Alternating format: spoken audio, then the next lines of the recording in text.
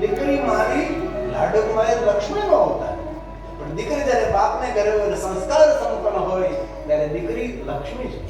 કોઈ પણ દીકરી સંસ્કાર સંપન્ન દીકરી પિતાને ઘરે લક્ષ્મી છે અને સંસ્કારનો ખજાનો લઈ એ દીકરી જ્યારે સાસરે જાય ત્યારે દીકરી લક્ષ્મી નથી, એ દીકરી મહાલક્ષ્મી છે.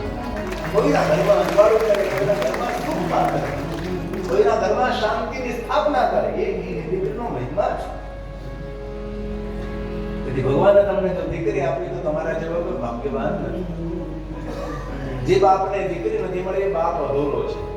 પૂર્ણ પિતા તો તેને કહ્યું કે જેને ભગવાને દીકરીઓ આપી છે એ દીકરીનો મહિમા છે.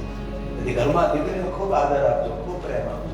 હું તો મારા હૃદયથી કહું છું કે જો તમે સાચો પ્રેમ તમારા દીકરીને કરતા હશો તો તમારી દીકરી ખોટી જગ્યાએ પ્રેમની શોધ કરવા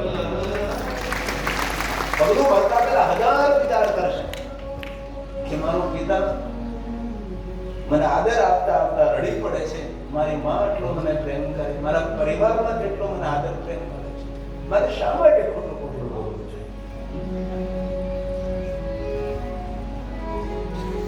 નાચ કથા પૂરી થાય ને એટલે ઘરે જઈને દીકરીઓને માથા પર હાથ મૂકજો, ખૂબ આશીર્વાદ આપજો, ખૂબ બાલ પ્રેમથી તેને બોલાવજો.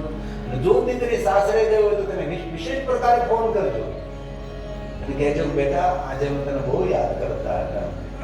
દીકરી ખૂબ રાજી થશે, દીકરી ખૂબ પ્રસન્ન થશે. દીકરી મારી લાડકવાય લક્ષ્મીનો અવતાર,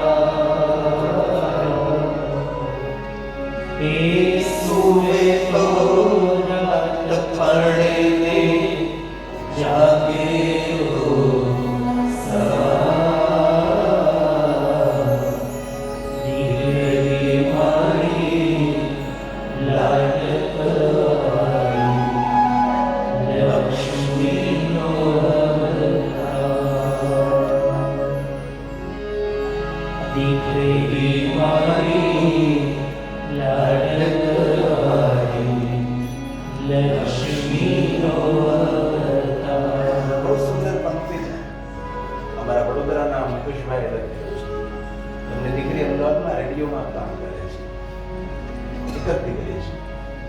દીકરી તારા